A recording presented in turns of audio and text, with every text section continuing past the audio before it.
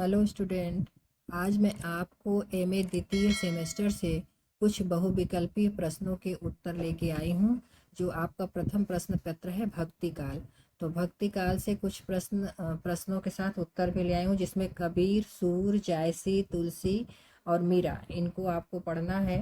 तो थोड़ा सा कबीर और जायसी पर मैं आज प्रश्न उत्तर ले आई हूँ। कबीरदास, जैसा कि इस दोहे से ही स्पष्ट हो जाएगा आपको कि 1455 साल गए चंद्रवार एक ठाठ गए, जेठ सुदी बरसाइत को पूरनबासी प्रकट भय। तो आपका प्रश्न होता है कबीरदास का जन्म।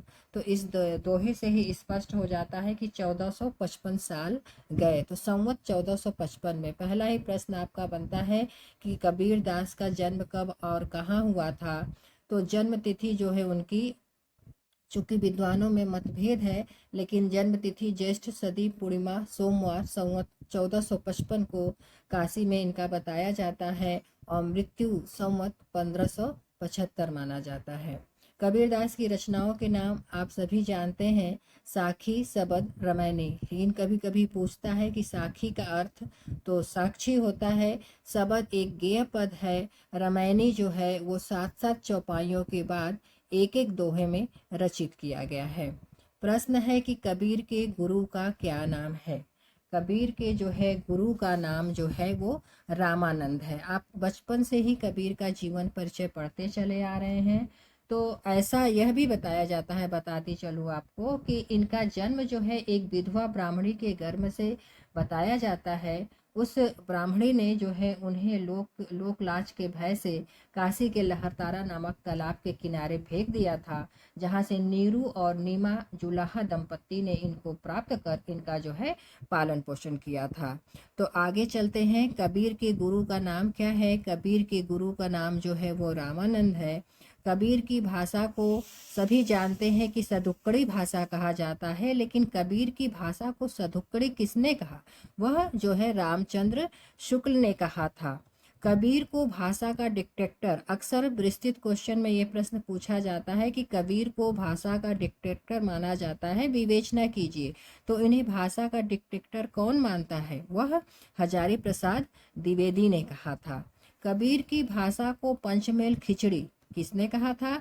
तो कबीर की भाषा को पंचमेल खिचड़ी जो है श्याम सुंदर दास ने कहा था। अगला प्रश्न क्या है? मलिक मोहम्मद जायसी। तो मलिक मोहम्मद जायसी की रचनाओं के बारे में ज़्यादा पूछा जाता है। तो मलिक मोहम्मद जायसी की जो रचनाएं हैं वो 21 मिली हैं, लेकिन उसमें से जो उनकी प्रमुख रचनाएं हैं वह पद्मावत, अखरावट, आखिरी कलाम, कहरनामा, चित्ररेखा और कानावत को माना जाता है। प्रश्न आपका ये भी पूछता है कि मलिक मोहम्मद जायसी की पद्मावत में कुल कितने खंड है।